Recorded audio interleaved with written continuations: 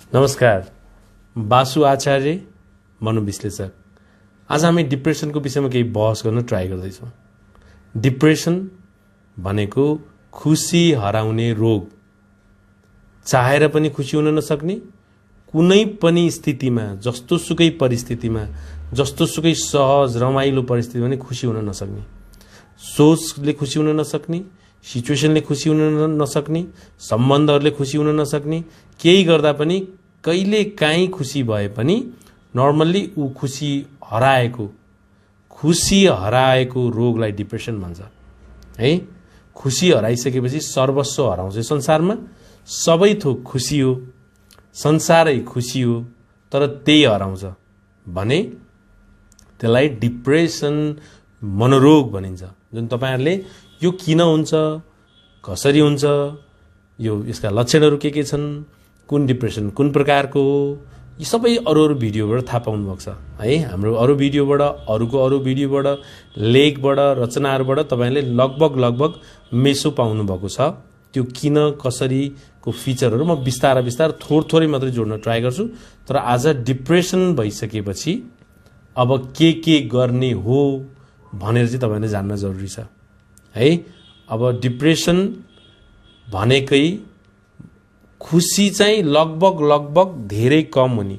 हामी खुसी छौँ, रमाइलो छ, मान्छे खुसी हुनुको लागि आतुर छ, यता गर्छ उता गर्छ त्यता गर्छ, साथी बनाउँछ, खान्छ, बस्छ, घुम्छ, डुल्छ, पढ्छ, काम गर्छ, सबै गर्छ है, परिवार सम्बन्ध। तर यो यस्तो रोग हो, यसले चाहिँ यी सबै फ्याक्टरबाट पनि उसलाई सजिलो हुन सक्दैन।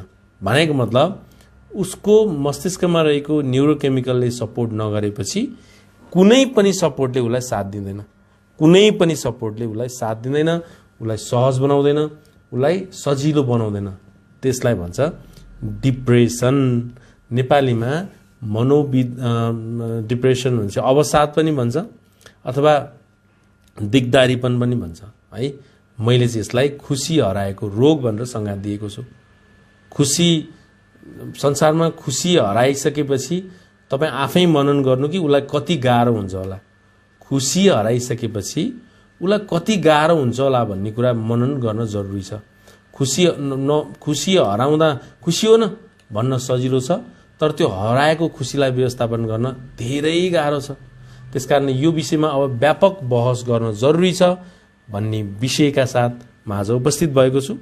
आजको आधी घण्टाको बसाइले खुसी कसरी फर्काउने है भन्ने विषयमा बहस गर्न ट्राई गर्छु है। आजको सबै छलफलहरू तपाईले शेयर गरिदिनुहोस्। आजको छलफलले साँच्चीकै मानसिक यो खुसी हराउने मानसिक समस्या भएकोहरूलाई धेरै सजिलो बुझ्न मनन गर्न सपोर्ट गर्छ। तपाईहरुको सहयोग नै सबैको लागि अमूल्य छ, मेरो लागि त झन् महाअमूल्य छ। किनभने तपाईहरुको सहयोगले नै मेरा तर्क, विचार, व्याख्या, सिद्धान्त, सूत्रहरू, टेक्निकहरू, आइडियाहरू संसार सामु, विशेषतः सबैतिर बस्ने छरिएका नेपाली र नेपाली भाषी दाजुभाइ दिदीबहिनीसम्म पुग्छ। त्यसकारण तपाईको शेयर नै मेरो लागि अमृत हुनेछ है। खुसी हराउने भन्ने बित्तिकै अब एक दिन खुसी हराएको समस्या भन्न मिल्दैन। 2 दिनको हराएको खुसीले नै खुसी हराउन मिल्दैन। यसका लागि कम्तीमा पनि 15 दिनसम्म उसको खुसी कम हुँदै हल्का हुँदै हराउन जरुरी छ। भनेको मतलब उसलाई दिक्क लाग्न जरुरी छ, दुखी हुन जरुरी छ, नमिठो हुन जरुरी छ, नरमाइलो हुन जरुरी छ है। त्यसपछि मात्रै कतै यो दुखी हुने रोग, खुसी हराएको रोग हो कि भनेर उसलाई डायग्नोज गर्नको लागि, उसलाई सपोर्ट गर्नको लागि कोसिस गर्न सकिन्छ है। एक दिन बोयफ्रेन्डसँग झगडा पर्यो, खुसी हरायो, उता गर्लफ्रेन्डले उता अर्कोसँग मेसेज गरी खुसी हरायो, उता के ऋणको चटारो ब्याङ्कले के भन्छ फोन गर्यो, खुसी हरायो। त्यसलाई खुसी हराएको मानिँदैन। त्यो डेली लाइफमा हुन जरुरी छ।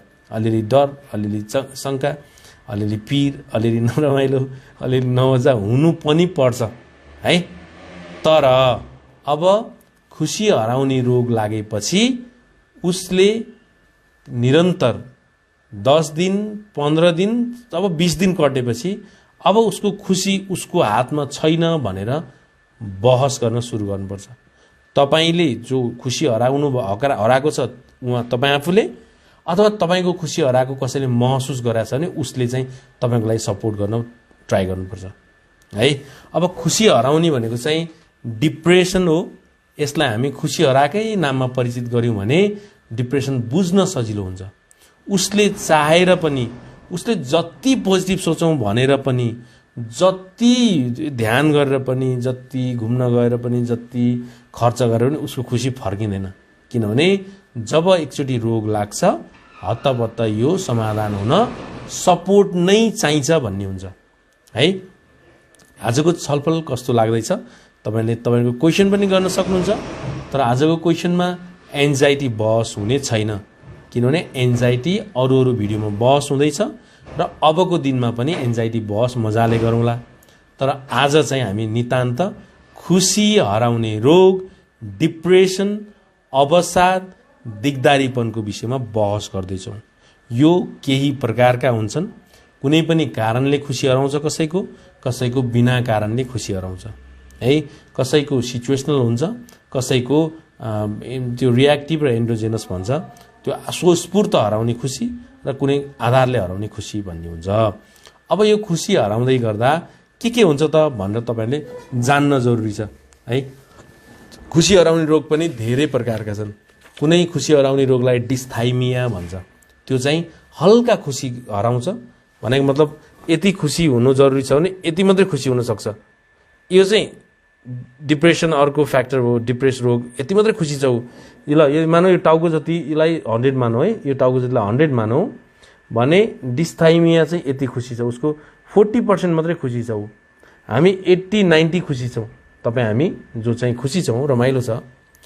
मेरो भोइस आएन भन्नु भएको छ, भोइस नआएकै हो कि एकचोटि फेरि मेसेज कसरी गर्दिन। कति खुसी, यति खुसी हराउने डिस्थाइमिया भन्छ। अब यति खुसी छ, यति छ, यति छैन, यो हेर्न लेभल याद गर्ने। अब यति मात्रै खुसी छ, यो चाहिँ डिप्रेसिभ डिसअर्डरहरु भन्छ। एकदमै छैन, 2-5% मात्रै खुसी छ। अब त दुखी नै दुखी, दिरक्त यो संसार कहाँ लगेर फाल्दिउँ कि क्या हो, यो कहाँ झ्याम्मै हान्दै पाएन हुन्थ्यो, कतै सुसाइड गर्न पाएन हुन्थ्यो, अब म सक्दिनँ। एकदमै खुसी हराएको धेरै, यसलाई चाहिँ मेजर डिप्रेसिभ डिसअर्डर भन्छ। सिजन अनुसार खुसी हराउने समस्याहरू हुन्छ, सिजनल डिप्रेसन भन्छ। कुनै अब पिरियडको अवस्था, महिलाहरूलाई पिरियड हुनुभन्दा केही समय अगाडि पीएमएस को केसहरू आउँछ, त्यसलाई पीएमएस भन्छ। कसैको चाहिँ परिस्थितिको कारणले खुसी हराएको हुन्छ है। यस्तो गाह्रो हुन्छ सिचुएसन, जस्तै ऋण लाग्दियो, श्रीमती अरूसँग जानुभयो, र श्रीमानले अर्को ल्याउनु भयो, कोही बित्यो, कोही प्रिय विषयहरू हरायो, यस्ता कारणले खुसी हराउने समस्या हुन्छ। अब अर्को खुसी हराउने समस्यासँगै खुसी बढी हुने समस्या हुन्छ, त्यसलाई बाइपोलर डिसअर्डर भन्छ। बीपीएडी भइसकेपछि एकैछिनमा खुसी, बाफ रे यो त देशै चलाउँछ जस्तो हुन्छ, एकैछिनमा उसको खुसी हराएर सुसाइडै गर्छ जस्तो हुन्छ। बीपीएडी को केसहरू हुन्छ। खुसी हराउने रोगलाई चाहिँ हामीले अहिले अब के कसो अरू भिडियोमा हेर्नुहोस्। आज चाहिँ मैले त्यसलाई के रणनीतिहरू बनाउने भन्ने बुझ्न बहस गर्दैछु। खुसी हराइसकेपछि सबैभन्दा धेरै त उसको सोच्ने फ्याक्टर नै डाउन हुन्छ। यति दुखी हुन्छ कि ऊ दुखी कस्तो हुन्छ होला र भन्ने हुन्छ। कहिलेकाहीँ हामी दुखी भएका हुन्छौँ नि, कहिलेकाहीँ त्यो दुखी चाहिँ उसको धेरै बढी। हामी दुखी हुँदा कम्तीमा पनि 40%, 60%, कहिलेकाहीँ क्या कुनै परिस्थितिको कारणले दुखी हुने, त्यो 60% सम्म होला। त उसको चाहिँ 90-80 नै दुखी हुन्छ। र यति दुखी हुन्छ कि कुनै उपाय नै देख्दैन खुसी हुन। म खुसी हुनै सक्दिनँ, उसले आफूलाई थाहा पाउँछ म खुसी हुन सक्दिनँ। कहिलेकाहीँ चाहिँ उसले अरूको कारणले खुसी हुन नसकेको देख्छ, कहिलेकाहीँ चाहिँ आफ्नै दोषी हो भनेर खुसी हुन नसकेको देख्छ है। तपाईलाई आजको छलफल कस्तो लाग्दैछ तपाईले कमेन्ट गर्नुहोस्। सकेसम्म सेयर गर्न चाहिँ हेल्प गरिदिनुहोस् है, मलाई सेयर गर्न हेल्प गरिदिनुहोस्। तपाईले गरेको सहयोगले चाहिँ अर्को खुसी हराएको साथीलाई धेरै फाइदा हुन्छ। यो त समस्या रहेछ, यसको समाधान रहेछ, यो सबैलाई हुँदो रहेछ, यसको विषयमा बहस हुँदो रहेछ, यसको सजिलै समाधानका लागि जान्नु पर्ने रहेछ, मैले यबाट भाग्ने होइन रहेछ, यसलाई खुसी हराउने रोग लागिसकेपछि मान्छेलाई मर्न मन लाग्छ, सुसाइड गर्नुको बाहेक अरू केही उपाय देख्दैन। त्यो होइन रहेछ।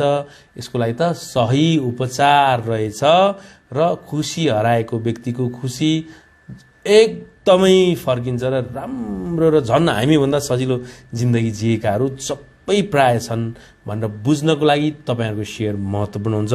तपाईँले एक सेयर गरिदिँदा अर्को धेरै खुसी हुन्छ र तपाईँलाई आशीर्वाद पनि दिन्छ, किनभने उसले गर्दा मैले कुरा थाहा पाएँ, नत्र मलाई थाहा पाउन अझै कति महिना लाग्थ्यो भन्ने हुन्छ। र अर्को कुरा नहेरौँ खोजी नहेरौँ हुन्छ क्या यस्तोमा चाहिँ। किनभने म यसै खुसी हुन सक्दिनँ, उसै खुसी हुन सक्दिनँ, म त अब सिधै भने जस्तो हुन्छ।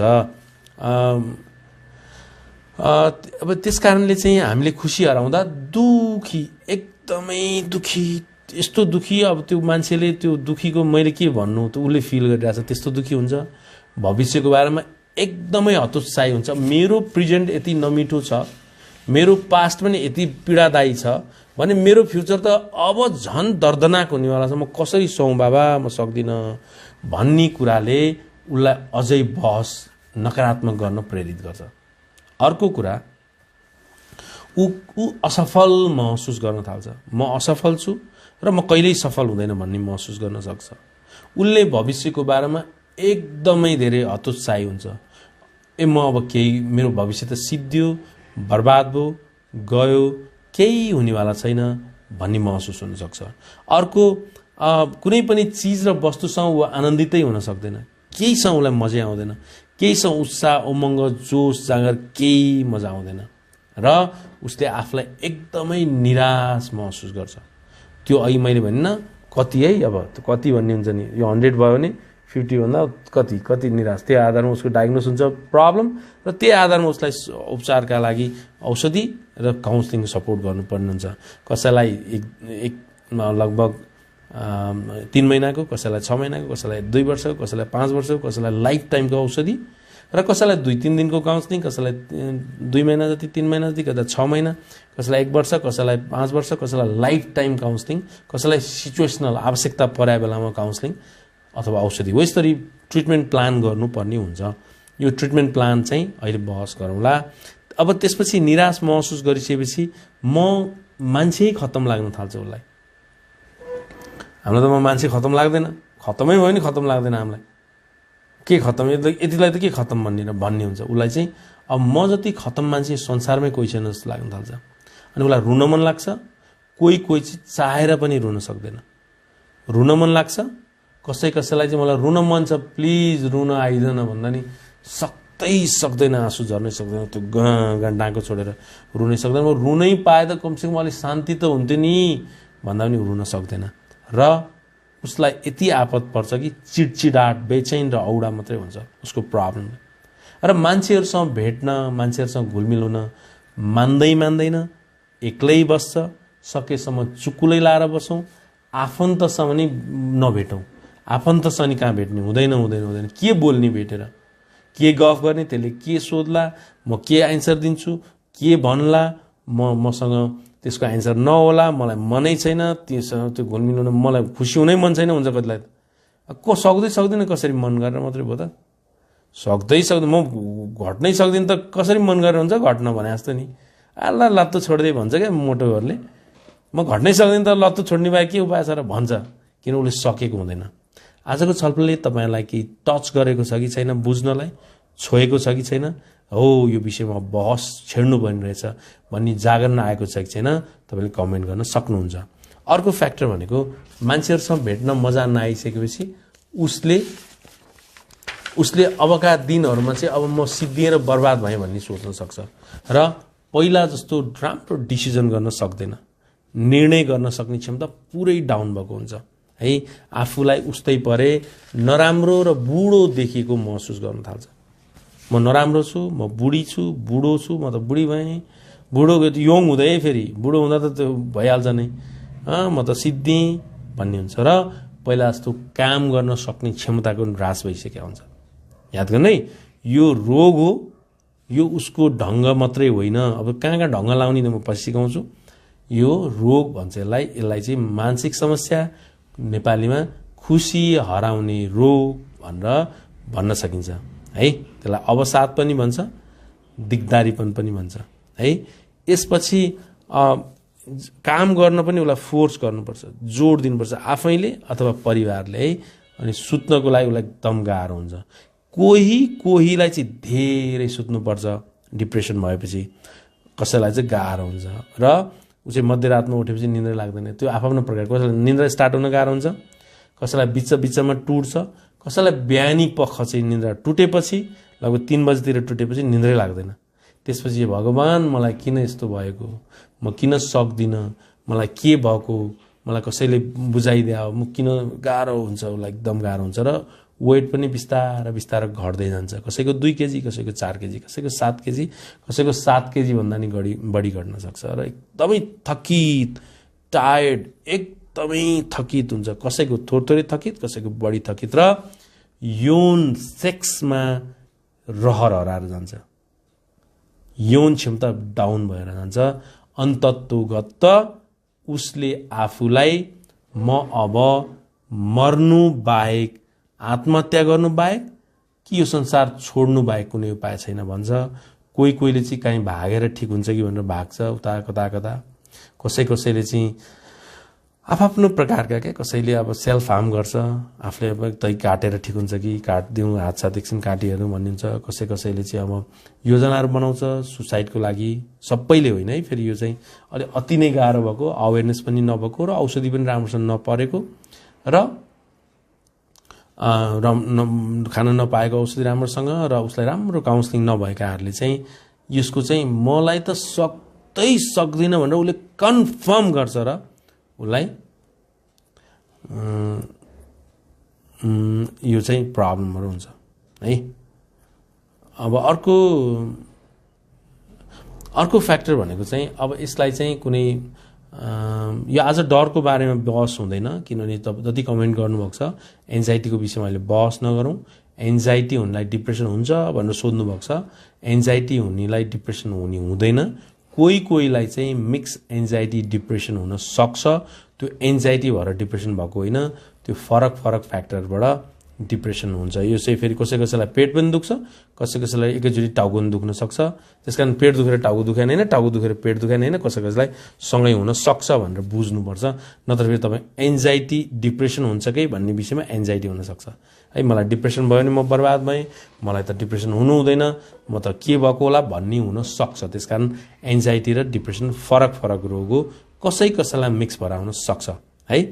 अब यो अघि मैले भनेको फिचरले तपाईलाई हल्का गाह्रो भएको छ भने त्यस्तो केही समस्या होइन। त्यसले केही गाह्रो बनाएको छ भने अब डिप्रेसन हो। त्यसले धेरै गाह्रो बनाएको छ भने अब तपाईँलाई जटिल डिप्रेसन सुरु हुँदैछ।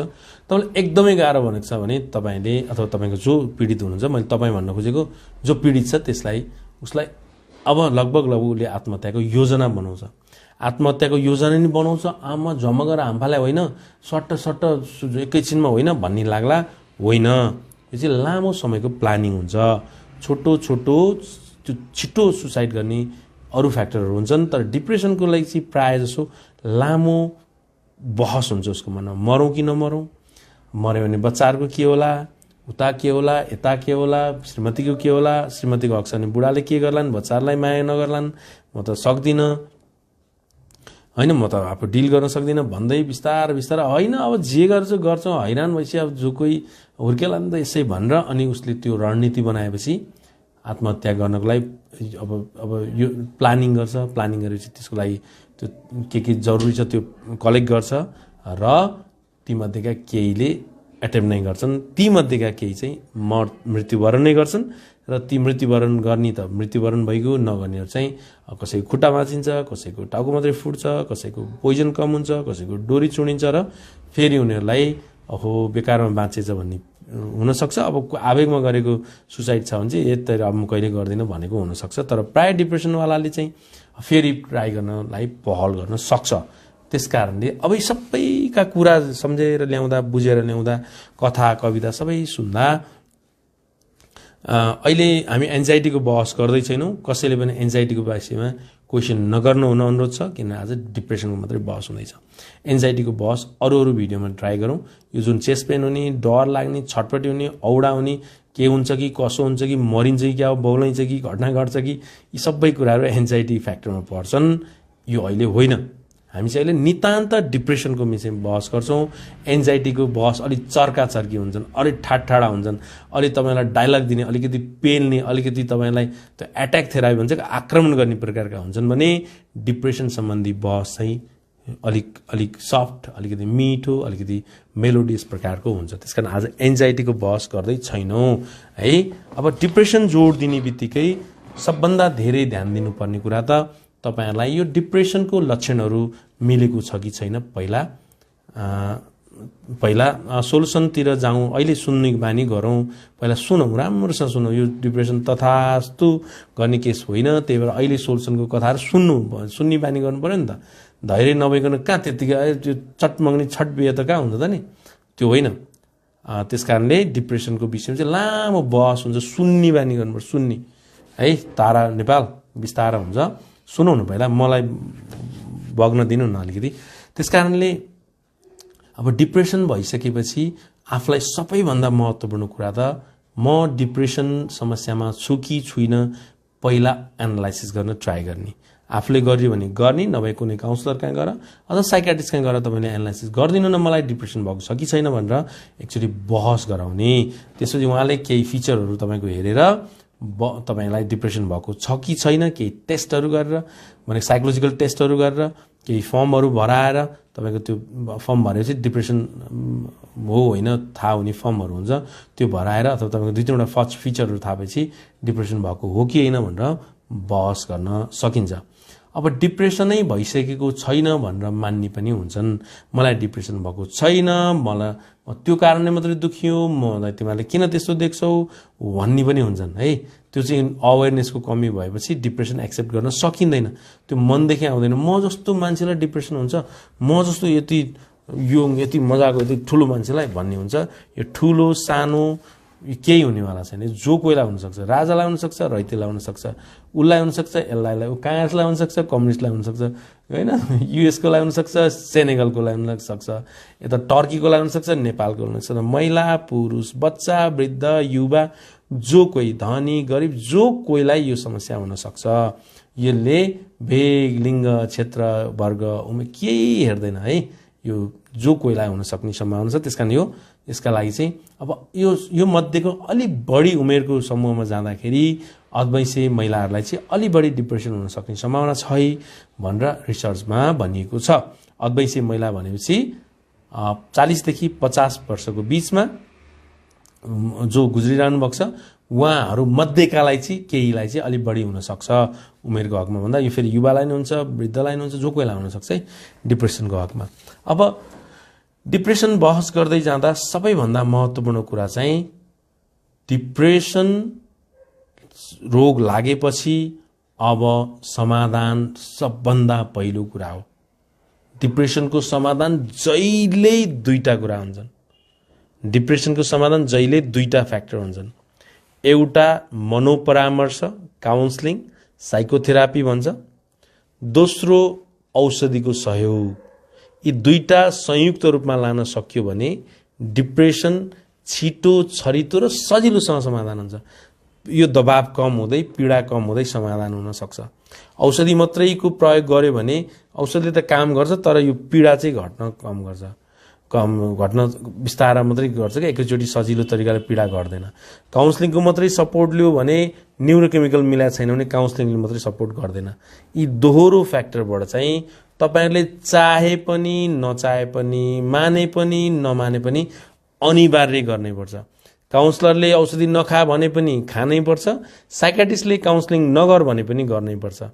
यहाँ काउन्सलर बढी जान्ने भयो भने डिप्रेसन पीडितलाई राम्रो सपोर्ट हुँदैन, साइकियाट्रिस्ट बढी जान्ने हुनुभयो भने डिप्रेसन पीडितलाई बढी सपोर्ट हुँदैन। यसकारण दुईटैको कम्बिनेसन नै डिप्रेसन मानसिक समस्या समाधानको मुख्य आधार हो। अब यी दुईटाले नि भएन भने केहीलाई साइकियाट्रिस्टले एनालाइसिस गरेर इलेक्ट्रोकन्भल्सिभ थेरापीहरू दिन सक्नुहुन्छ। त्यो राम्रो थेरापी हो।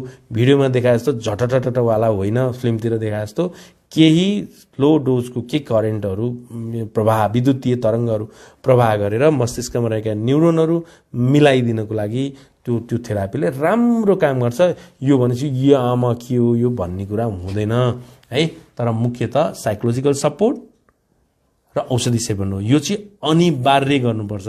मैले बारम्बार भन्छु काउन्सलिङ अनिवार्य छ, साइकोथेरापी भन्छ त्यसलाई, औषधि अनिवार्य छ। डिप्रेसनको सामान्य डिप्रेस छ, दुखी छ, त्यो डिप्रेस मुड छ भने त्यसलाई त काउन्सलिङले सपोर्ट गरिहाल्छ। तर मेजर डिप्रेसनको हक छ भने काउन्सलिङ पनि गर्ने स्थिति हुँदैन। याद गर्नु है, सामान्य डिप्रेसन, मध्यम डिप्रेसन, मेजर डिप्रेसन। सामान्य डिप्रेसन काउन्सलिङ ठिक हुन्छ, मध्यम डिप्रेसन काउन्सलिङ औषधि ठिक हुन्छ, जटिल डिप्रेसन औषधि अनिवार्य चाहिँ र वान अन वानली भने जस्तो हुन्छ है। यो चाहिँ तपाईँहरूले बुझ्नुपर्छ।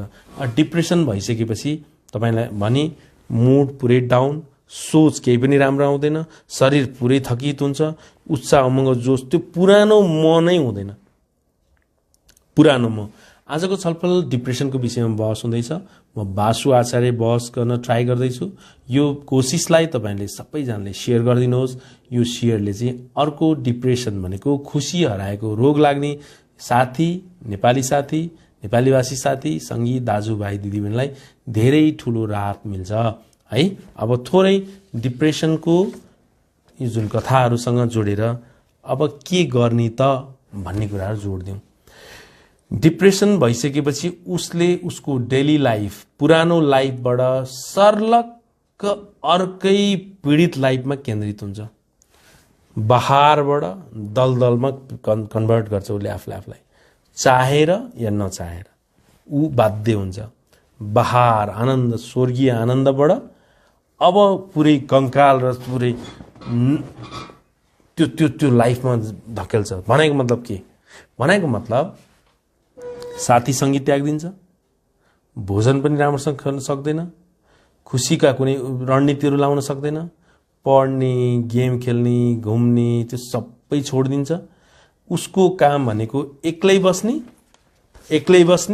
र एक्लै बस्ने हुन्छ। कोही आएर सोधे केही भने पनि सक्षममा केही भएको छैन, मलाई केही भएको छैन भनेर टारिदिन्छ। टारिसकेपछि बिस्तारा उसले आफूलाई अब त्यो आइसोलेट गर्छ क्या। अहिले कोभिडको बेलामा गरिनुपर्ने आइसोलेसन अब उसले डिप्रेसनको बेलामा गर्दै हुन्छ है। यस्तो गरिदिन्छ कि फेरि आइसोलेट हुँदाखेरि उसलाई सजिलो नि त कहाँ हुन्छ र, पुरै घाँटी च्याप्प निचेर सास फेर्न गाह्रो भए जस्तो सफोकेसन हुन्छ, एकदमै औडा हुन्छ। कहाँ जाउँ, के गरौँ, कसो गरौँ केही सोच्ने छैन, गाह्रो मात्रै यो माहौल सिर्जना हुन्छ र उसले केही देख्दैन है। त्यसकारणले अब गर्नुपर्ने फ्याक्टर भनेको चाहिँ जे उसले गर्छ त्यो बन्द उसले गर्नै पर्छ। जे पुरानो तरिका छ त्यो फलो गर्नै पर्छ, तर बिस्तार। जस्तै साथी भेट्न सक्दैन मानौँ भने कमसेकम साथीसँग च्याट त गर्न सक्छ। बाहिर डुल्न सक्दैन भने कमसेकम बाहिर राखेर कुर्चीमा त बस्न सक्छ। उता यता त हेर्दै गयो भने मान्छे यहाँ लाने, यता लाने, उता छोडिदिने, त्यो मान्छे छोडिदिने, अर्को टिप्दै ल्याउँदै, यति त गर्न सक्छ नि। हो, बिस्तारा जे गर्न छोडेको छ त्यो सुरु गर्नै पर्छ। डिप्रेसन भनेकै तपाईँको मानसिक पक्षलाई कुनामा थन्काइदिने रोग हो। पुरै शरीरलाई पनि, फेरि मानसिक पक्षलाई मात्रै भन्न, तपाईँको मन, तपाईँको शरीर एउटा अँध्यारो कुनामा थन्काइदिने रोग भन्छ है। तपाईँको मन पनि तपाईँको शरीर पनि, यो बाफ्रे अब हेर्नु त। अनि कहाँ कुनामा कसरी बत्ती मारेर सकेसम्म कुशल नभएर चुको लाएर अनि सोच, त्यहाँ पनि त शान्ति कहाँ छ र। सोसल एन्जाइटीलाई त झन् कमसेकम चुको लाएर त आनन्द त हुन्छ नि। कोही छैन, म एक्लै त राजै हुँ भन्ने हुन्छ नि। तर उसलाई त त्यो कुनामा पनि कतिखेर कहाँ गएर ज्यानै फालिदिउँ जस्तो समस्या हुन्छ। भने बाहिर जाउँ फेस गर्न सक्दिनँ, मन छैन, सक्दिनँ भने मन छैन, भित्र जाउँ शान्ति छैन, बाहिर पनि अशान्ति, भित्र पनि अशान्ति। उसलाई त्यो जिन्दगी कति गाह्रो भएको होला। त्यसकारण हामीले के बुझ्न जरुरी छ कि यो डिप्रेसन भइसकेपछि तन, मन, धन डामाडोल बनाइदिने रोग हो। यो चाहिँ तपाईहरुले कहाँ जोड दिउँ भने अब जे गरिएन, जे नगर भन्छ मनले त्यो गर्न ट्राई गर्ने, जे गर भन्छ त्यो त्यो गर्दै नगर्ने। जस्तै एक्लै बस भन्छ, बस्दिन किनभने मलाई रोग लागेको छ। त एक्लै बस, नगर के भन्छ, साथीसँग नजा भन्छ, जा।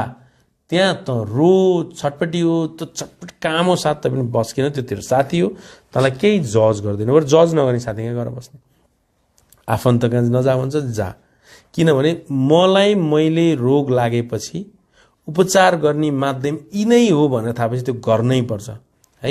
अरू कुरा केही नगर्ने, उठ्दै नउठ्ने, खुसी नै नहुने, चिन्तै चिन्ता, पिरै पिर। यो के बुझ्ने, यतिखेर मलाई डिप्रेसन छ, यतिखेर म चाहेर पनि खुसी हुन सक्दिनँ भन्ने। म चाहेर पनि खुसी हुन सक्दिनँ, जुन कुरा मलाई स्वीकार्य छ। यतिखेर मलाई डिप्रेसन छ, म चाहेर पनि म कुनै पनि हालतमा खुसी हुन सक्दिनँ। अब के गर्ने त यसको लागि? यसको लागि खुसी बनाइदिने औषधि पाइन्छ। खुसी बनाइदिने औषधि, खुसी फर्काइदिने औषधि पाइन्छ। यो मान्छेलाई चाहिँ के झ्याप पार्छ, के पार्छ, झुम्म पार्छ, त्यो होइन। खुसी फर्काइदिने औषधि प्रयोग गर्ने। न्युरोकेमिकलका कारणले खुसी हराएको छ भने त्यो औषधि चलाएको 10 दिन, 15 दिन या 20 दिनमा उसको खुसी मजाले फर्किन्छ। र खुसी फर्काइसकेपछि त्यसलाई स्थायी बनाउन लागि अब कसरी त्यो खुसीलाई स्थायी बनाइदिने स्ट्र्याटेजीहरू बनाउनु पर्छ, त्यसलाई काउन्सलिङ भन्छ। याद गर्नु है, जहिले दोहोरो जानुपर्छ है। जाँदाखेरि जो कोहीले डिप्रेसन लागेपछि आफै ठिक हुन्छ भन्छ भने त्यो मिलेन।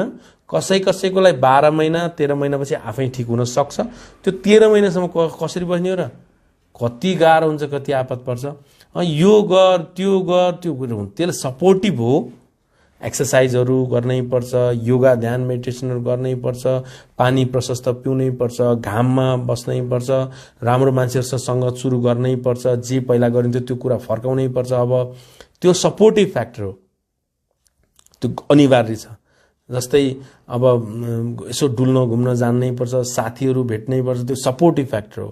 अब महत्त्वपूर्ण फ्याक्टर चाहिँ त्यही दुईटा है। फेरि जहिले याद गर्नुहोस्, काउन्सलिङ, साइकोथेरापी।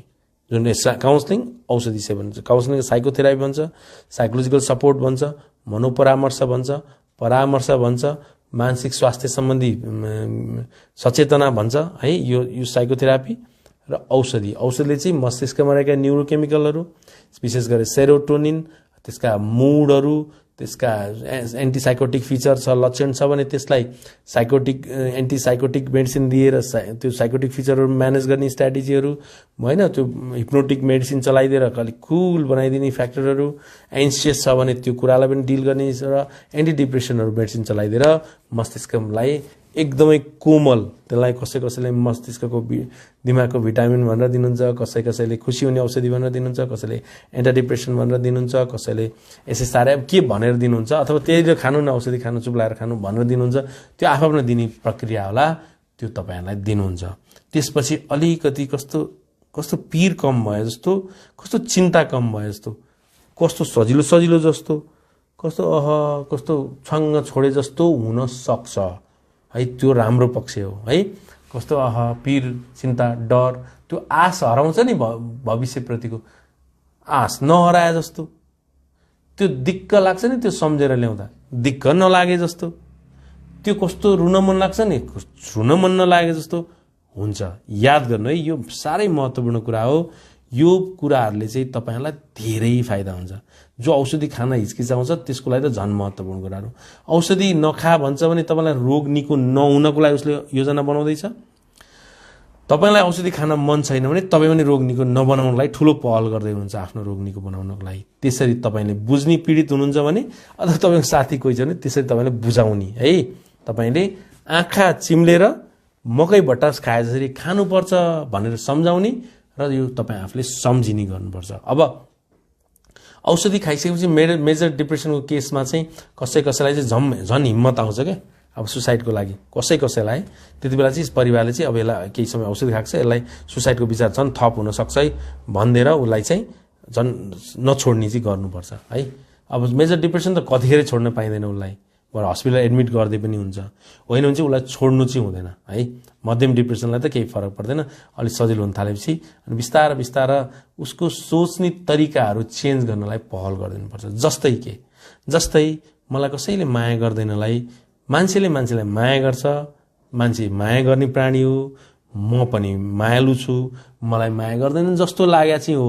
किनभने अहिले म पनि कोहीसँग गइनँ मजाले, त्यही भएर तिनीहरू पनि मसँग आनन्।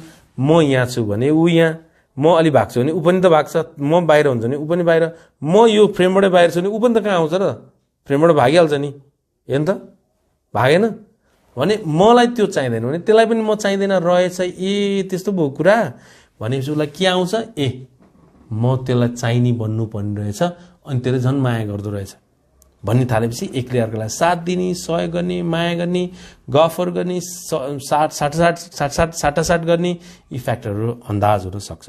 अर्को जान्नै पर्ने कुराहरू, सानो कुरालाई ठुलो बनाउँछ, सानो कुरालाई ठुलो, तिललाई पहाड, तिललाई पहाड भनेपछि जस्तै के म जस्तै तपाईँले आज केही तपाईँले भने जस्तो भएन, म त मान्छे खत्तम हुने किन हुन्छ र मलाई, अथवा हेर्नु है जस्तै त्यो आएन, ए पख त्योसम्म कहिल्यै बोल्दिनँ नि त, बिचरा किन नआएको थाहा छैन।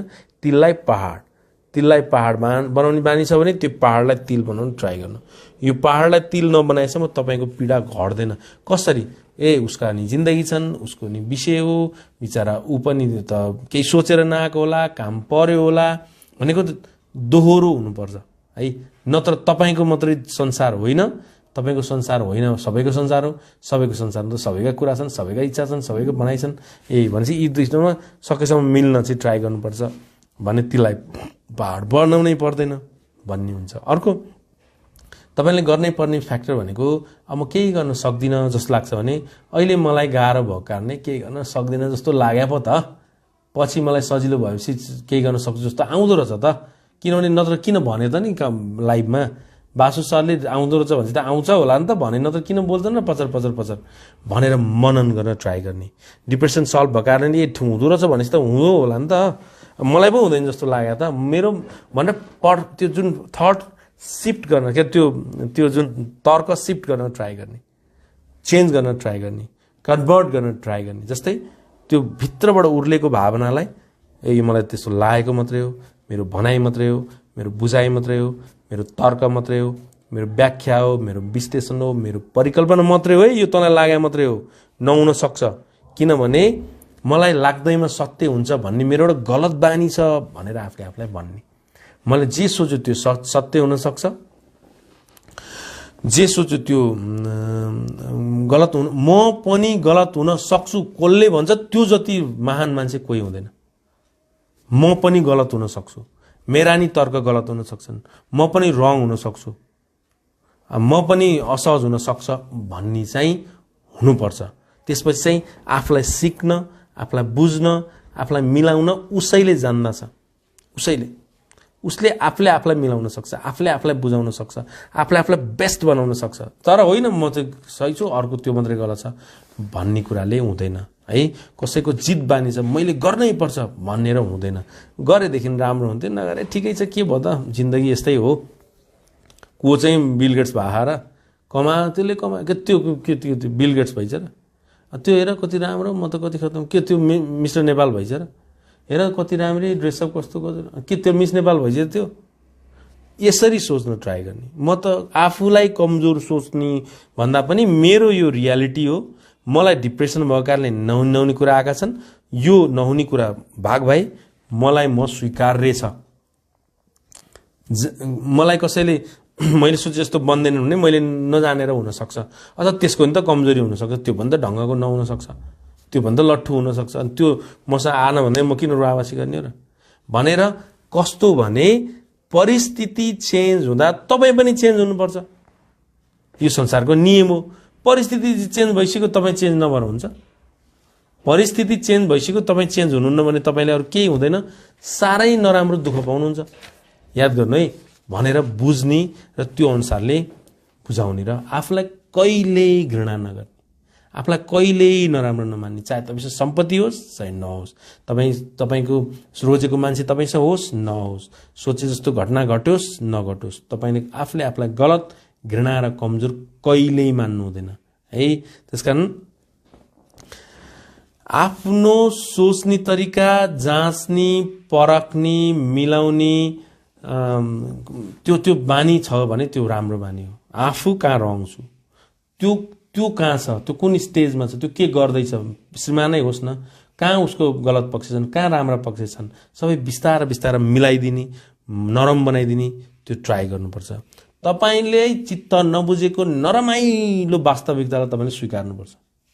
तपाईलाई चित्त नबुझेको नरमाइलो वास्तविकता, क्या रियालिटी तपाईलाई मनै छैन र पनि छ भने एक्सेप्ट गरिदिनुपर्छ। सेफ्टी र सेक्युरिटीको मामला छैन भने तपाईले हरेक घटना परिघटना स्वीकार्नुपर्छ। अब भनेको मतलब फेरि अफिसको स्टाफै स्वीकार्नु, प्रोडक्ट उत्पादन हुँदैछ कम भयो भने स्वीकार्नु भनेन हैन। मैले कहाँ जोड दिएको भने हाम्रो सेफ्टी र सेक्युरिटीको मामला छैन, त्यो प्रोडक्टको हिसाब किताब छैन, आउटकमको कथा छैन भने सबै कुरा स्वीकार्दिने। यसरी स्वीकार्दिने कि मैले नचाहेको पनि हुन पाउँछ, मैले नसोचेको पनि हुन पाउँछ, मैले नसोचेको किन हुन पाउँदैन। तपाईले मन नपराएको कुरा केही हुँदैछ भने हुन दिनु। मैले बारम्बार जोड्छु, सेफ्टी र सेक्युरिटीको मामला छैन भने हैन, हार्म हुने कुरा, एकदम थ्रेटका कुरा, पुलिस केसका कुरा हैन, पुरै ह्यारेसमेन्टका कुरा, अलि डरलाग्दै कुरा छ भने त्यो एक्सेप्ट गर्ने कुरा हुँदैन। तर त्यसले के भन्यो, त्यसले के गर्यो, अस्ति कुन डायलग दियो, कुन कमेन्ट गरिदियो, अनि त्यसले बुढाले पैसा ल्यायो ल्याएन, यहाँ त यी सबै कुरा स्वीकार्दै हुनुहोस्। नत्र अरू केही हुँदैन, तपाईँलाई धेरै गाह्रो हुन्छ। हुन त के हुन्छ र, धेरै गाह्रो हुन्छ। त्यो गाह्रो हुनुको चरम सीमा नै त डिप्रेसन हो। त्यो गाह्रो हुनुको चरम सीमा डिप्रेसन हो भने तपाईँलाई किन डिप्रेस बनाउनुहुन्छ त नि। ए कुरो मिलाउँदैमा, मनमा कुरो मिलाउँदैमा सबथोक मिल्छ भने त मिलाउँदा के बिर्यो त नि। मनमा कुरो मिलाउँदैमा यतालाई यता पार्दै भने सजिलो हुन्छ नि, त्यो किन पार्न चाहिँ किन नसक्ने। मान्छेलाई सकारात्मक सोच्न साह्रै सजिलो छ, तर उसका ती धारणाले उसलाई सकारात्मक सोच्नै दिँदैन। उसका यति जड धारणा, उसका यति पर्सपेक्टिभहरू, उसका दृष्टिकोणहरू, उसका बुझाइहरू, उसलाई गरेका रङ इन्टरप्रिटेसनहरू, त्यसले कहिले उसलाई राम्रो पोजिटिभ सोच्नै दिँदैन। सोच्न सजिलो छ नि, म केही गर्न सक्दिनलाई म केही गर्न सक्छु, किन सक्दिनँ। त्यसले मलाई माया गर्दैनलाई माया गर्छ, के भयो त नि, त्यसले माया गरिहाल्छ नि, के चाहिँ गरे हार नराम्रो। त्यो यस्ता यस्तालाई त सजिलै छ नि सक्न त, तर उसका दृढ लाहा छाप लगाएका धारणाले उसलाई चाहेर पनि पोजिटिभ सोच्न दिँदैन। त्यसकारण धारणा बदल्नु बाहेक अरू उपाय छैन। तपाईकोमा नकारात्मक सोच आयो भने त्यसलाई ठुलो बनाउनु हुँदैन। त्यसलाई ठुलो बनाउनुको सट्टा बिस्तारा बिस्तारा त्यसलाई छोडिदिनु, आफै सानो हुन्छ। त्यो ठुलो बनिएको सोच, ठुलो बनिएको विषय, के नलागेको तर्क, के घटनाप्रतिको धारणाहरू बिस्तारै त के हेर्न जस्तो लाग्न थाल्छ। गर्लफ्रेन्ड नपाएको कारणले रुवावासी गरेको क्लास 10 का केटा, तपाईँ हामी केटाहरू अहिले त्यस्तो केटा के ल्याङ गरे होला मैले क्लास 10 मा भन्ने विषय आएन त। मैले त्यो जागिर कुनै जागिर नपाउँदाखेरिको तपाईँको मेरो जो कोहीको त्यो हे भगवान मैले किन पाइनँ भन्दा अहिले प्याक के तडबे, त्यस्तो बेला पनि तडबिन, केही त रहन्छ भन्ने आयो कि आएन जिन्दगी। मलाई त्यो नपाउँदाखेरिको पीडा, त्यस्ता कुरामा के रोग यार केटो त भन्ने आयो कि आएन तपाईँ हाम्रो लाइफमा। भने के बुझ्नु, नराम्रो छ भने होस्, बिस्तारा त्यो नराम्रोलाई हामीलाई सामान्य लाग्न थाल्छ भने तपाईँको धैर्यता, तपाईँको सहनशीलता, तपाईँको स्वीकार्ने, तपाईँको नन जजमेन्टल ह्याबिटहरू, तपाईँको एक्सेप्टेन्स एक्सर्साइज टेक्निकहरू, माफी दिने स्ट्राटेजीहरू, पर्खी पर्खी पर्खी कुराहरू बिर्सिँदै छोड्दै, ठुला मान्छेले सानो कुरा गर्दैनन्, तर्कहरूले तपाईँलाई कति महान बनाएको छ हो किन। तपाईँ जो कोही हुनुहुन्छ एक हिसाबको त महानता छ हामीमा, केही कारणले न मानसिक समस्याहरू बढ्यो। त्यो मानसिक समस्या बढ्दै गर्दा बिस्तारै मिल्दो पनि त रहेछ भन्दै तपाईहरूले यसरी तर्क वितर्क गर्न सक्नुपर्छ। त्यसकारणले विगतको आधारमा गरिएको डिसिजन त चुड्कीको भरमा चेन्ज गर्नुपर्छ। चुड्कीको भरमा, 1 सेकेन्डको भरमा। त्यो केपी ओलीले त्यो दिन संविधान सभा भङ्ग नगर्दा भए त्यो दिन केपी ओलीलाई निकालेरै छोड्थे हेर्न त। 2 सेकेन्डमा उसले डिसिजन गरे। प्रचण्डलाई आफ्नै कोठामा बोलाएर एकछिनै भनेर मन्त्री परिषदबाट निर्णय गराएर राष्ट्रपति गएर एप्रुभ गराएपछि प्रचण्ड कुरै त्यहाँ अब आज त मिल्ने होला भनेर त्यो बेला क्या जुन बेला त्यो पहिलोचोटि जुन अदालत गयो नि केस त्यो हेर्नु त 1 सेकेन्डको भरमा टेक्निक लाग्यो। राम्रो गर्नुभयो नराम्रो गर्नुभयो मैले भन्न खोजेँ होइन, तर डिसिजन हेर्नु न। अब फेरि प्रचण्डको डिसिजन हेर्नु त कति फास्ट कि हामीलाई यिनले जे पनि गर्न सक्छन्, गएर छिटोभन्दा छिटो दर्ता गरिहाल्ला अविश्वासको प्रस्ताव, चाहे त दर्ता भएन। हेर्नु दिमाग चाहिँ कति छिटो भनेको मतलब त्यो त हिजोको त्यो मित त अहिले आएर त दुश्मन बन्नु रहेछ नि त, त्यसरी निर्णय गर्नु पर्दो रहेछ नि त। भने त यी कुराहरू सिक्ने, सिकाउने, बुझ्ने, बुझाउने, परिस्थिति चेन्ज भएपछि आफू चेन्ज भइहाल्ने। परिस्थिति बाबा त्यो त लट्ठुले गर्छ, कुरै नबुझ्ने चाहिँ परिस्थितिमा चिप्किएर बस्छ क्या, चिप्केर बस्छ। अनि कतै केही सोल्युसन देख्दैन, अनि त्राई अनि घरि ऊ खत्तम अनि घरि म खत्तम, घरि त्यो खत्तम, घरि म खत्तम। हेर्नु त तनाव या कोही पनि खत्तम छैन, न त त्यो खत्तम न त म खत्तम। परिस्थिति जसो त्यसो तपाईँ हुनुपर्छ, बुझ्नु है। तपाईँले के जोड दिनुपर्छ कि मान्छेले गल्ती गर्न सक्छ तर मान्छे खत्तम हुँदैन। त्यो मान्छेको नियतै खत्तम छ भने त त्यो के भन्नु र। अब नियतै खत्तम भएर त खत्रै भए मान्छेहरू, हेर्नु त नियतै खत्तम छ र त खत्रै छन् उनीहरू। भने हामी त नियत सफा छ, शुद्ध छ, आनन्द छ, रमाइलो छ, र पनि हामी किन दुखी हो र भनेर बहस गर्न ट्राई गर्ने। त्यसकारण हाम्रो सोच्ने नजरियाले हाम्रो दिगदारीपनहरू सजिलो बनाउँछ। तपाईहरू जति पीडित हुनुहुन्छ, जति गाह्रो हुन्छ, जहिल्यै एउटा कुरा याद गर्नुहोस्, मलाई कहाँ गाह्रो बनाउँछ, मलाई कस्तो अवस्थामा औडा बनाउँछ, मलाई कस्तो अवस्थामा ट्रिगर हान्छ, भिटिङ हान्छ, मलाई कुन परिस्थितिमा मलाई रुवाउँछ, कसले के भन्दा मलाई गाह्रो हुन्छ। बच्चा बिरामी भएपछि पुरै अब डिप्रेस हुने पनि छन्, कोही श्रीमान घर नआउँदा डिप्रेस हुने छन्, कोही है ट्रिगर फ्याक्टर भन्छ क्या। कसैले अब जस्तै अब ऋणको ब्याज तिर्न नपाउँदा साह्रै डिप्रेस, भगवान त्यति हुने छन्। कोही कसैलाई यति ऋण लागेको छ घर नबेच्न पाउँदा डिप्रेस हुने छन्, घर बेचेपछि आनन्द शान्ति। कसैले प्याज छ के भन्दैन डिप्रेस हुने छन्। कोही सासूले प्याज भन्दा डिप्रेस हुने, ससुराले भन्दा नहुने छन्। कोही ससुराले भन्दा हुने, सासूले भन्दा नहुने छन्। एकजना त के आउनु भएको थियो भने सासु ससुराले केही भन्दा नहुने, आफ्नै आमाले केही भन्दा चाहिँ डिप्रेस हुने छन्। त्यसकारण के गर्ने, हाम्रो सोच्ने नजरिया, बुझ्ने स्ट्राटेजी, तर्क विवेक सबै मस्त बनाउने। र सधैँ डिप्रेसन पीडित एउटा कहिल्यै नभुल्नुहोस् कि डिप्रेसन भइसकेपछि चाहेर पनि खुसी हुन सकिँदैन, यो कुरा स्वीकार्नुहोस्। र सही उपचार गरिसकेपछि तपाईँ नचाहे पनि दुखी हुन सक्नुहुन्न। दुखी बना न, मलाई आज आइज न, ती पीडा, त्यो नरमाइलो, त्यो गाह्रो आइज न भन्दा आउँदैन यार, कति मजा आयो यो भन्ने हुन्छ। भन्दै अब तपाईहरुको इन्टरप्रिटेसन चेन्ज गर्न र यी सबै मिलिसकेपछि तपाईको गोल सेट गर्नुपर्छ। गोल, योजना, प्लान, राम्रो। डिप्रेसन भएको बेलामा योजना बनाउने हैन, दुखी छ योजना बनाएर हुन्छ, सक्सेस नहुने योजना कम्पेयर गरेर हुन्छ, तुलना गरेर हुन्छ। त्यसले गर्यो, दुखी छ, दुखीपछि केही गर्न सक्दैन, अझ त्यसले गर्यो भनेर बस्ने त दुखी छु चुप्लाएर बस, केही गर्न सक्दैन, कति जान्ने भइरा भन्नुपर्छ आफूले। अहिले म सक्दिन यतिखेर, कुन्ताको गाह्रो छ, कुन्ता केही गर्न सकिरहेको छैन, अझै केही गर्न सक्दैन भन्ने भनेर आफूलाई सचेत गराउने। म खत्तम भन्ने नै हैन। कहाँ खत्तम हुन्छ र म कहाँ खत्तम, मैले के खत्तम गराएर खत्तम हुने? प्रगति गर्न नसक्ने खत्तम हुने हो भने सबै प्रगति गर्न नसक्ने खत्तम हुनुपर्ने। प्रगति गर्न नसक्ने खत्तम हो भन्छ भने, पैसा कमाउन नसक्ने खत्तम हो भन्छ भने, सबै पैसा कमाउन नसक्ने खत्तम हुन् त होइनन्। उल्टो तपाईलाई काउन्सिलिङ गरिदिन्छन् त्यहाँ जडीबुटीको सुकुम्बासी दाइहरूले। हामी अस्ति एक दिन एकजनालाई लिएर गएको थियो, होइन सक्दै सकेन, पैसै भएन भन्थ्यो।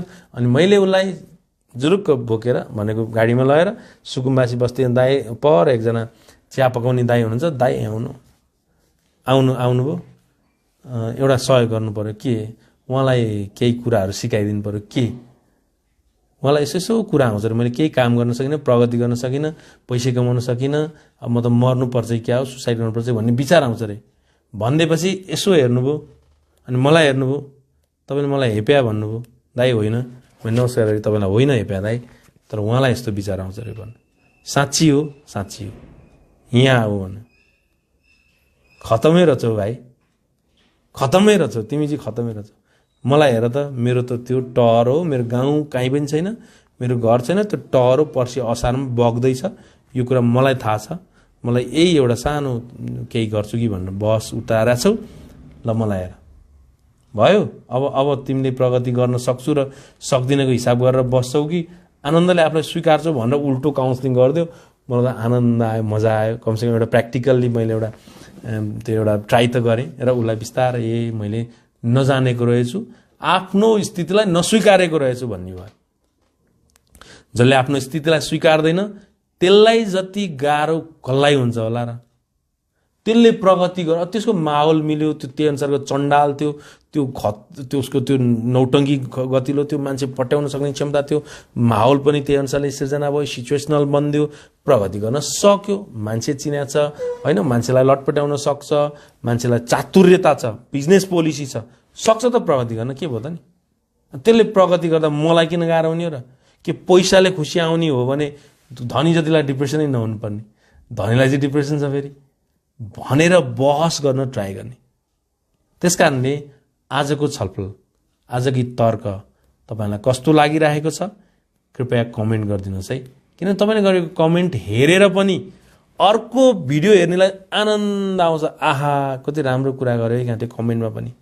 मैले त ठिकै कुरा गरिरहेको छु, तर त्यो कमेन्ट गर्नेले पनि ओहो हो गाँठे उसलाई पनि त छ नि त, मलाई पनि त छ, उसलाई पनि छ, के भयो त, पीडै त रहेछ नि, यो त चुड्कीमा हट्ने पीडा किन, धेरै गाह्रो नि औषधि खाइदिन्छु, काउन्सिलिङ गर्छु, अलिअलि गाह्रो त आफैले मिलाइहाल्छु नि, कुरै मिलाउनु पर्ने त रहेछ नि मनको, के टाउको दुखाइराख्ने हो र भनेपछि तपाईँ बसेको ठाउँ स्वर्ग लाग्छ, तपाईँको बेड एकदम न्यानो लाग्छ, नत्र त्यही बेडमा निद्रा लाग्दैन तपाईँलाई, त्यही खाट तपाईँलाई बिजाउँछ, त्यही श्रीमती तपाईँलाई घिनलाग्दी लाग्छ, त्यही सन्तान बेकारमा जन्मिया जस्तो लाग्छ, र त्यही तपाईँ मान्छे होइन, म त यस्तो जिन्दगी के जिउने, भग हान्दै सुसाइड भन्ने आउन सक्छ भन्दै आजको छलफलबाट म बासु आचार्य बिदा माग्छु। तपाईँलाई केही पर्यो भने 9851177320 मा मेसेज गर्न सक्नुहुन्छ। कसैले अनलाइन क्लास लिने ट्राई गर्दैछ भने तपाईँ त्यहीँ भन्नुहोस्, म अनलाइन क्लास लिनको लागि ट्राई गर्दैछु भनेर। किन लकडाउन सुरु हुन खोज्दैछ, कोभिडसँग डिफेन्स गर्ने, कोभिडबाट उत्पन्न हुने मनोपीडा पुरै हटाउने, लकडाउन पछि मानसिक समस्या हुने सम्भावना धेरै बढी छ। किनभने खुसी हराउँछ, त्यहाँ पनि रमाइलो हुँदैन, एकदम सीमित घेरामा बस्नुपर्छ, औडा हुन्छ, साथीसँगी हुँदैनन्, वातावरण हुँदैन, माहौल हुँदैन, अफिस हुँदैन, आफ्नो काम हुँदैन, पढाइ हुँदैन, ड्युटी हुँदैन, अनि फेरि भगवान् परिवार चाहिँ कति बन्यो र भन्ने पीडा हुन सक्छ भन्दै आजको छलफलबाट म बासु आचार्य बिदा माग्छु। तपाईँहरू सबैजनाले हेरिदिनु भयो, आजको तपाईँहरूको यो सहयोग मेरो लागि महत्त्वपूर्ण हुनेछ भन्दै म बिदा माग्छु। जे केही पर्दा 9851177320 मा सेभ गरेर राखेन हुन्छ, कुनै दिन म चाहिन सक्छु, म चाहिँदा तपाईँले मलाई सम्झिनुहोस् भन्दै आजबाट बिदा माग्छु। भोलि हामी बस्न ट्राई गर्छौँ, सक्छु सक्दिनँ म भन्दिनँ, म कोसिस गर्छु भन्दै नमस्कार।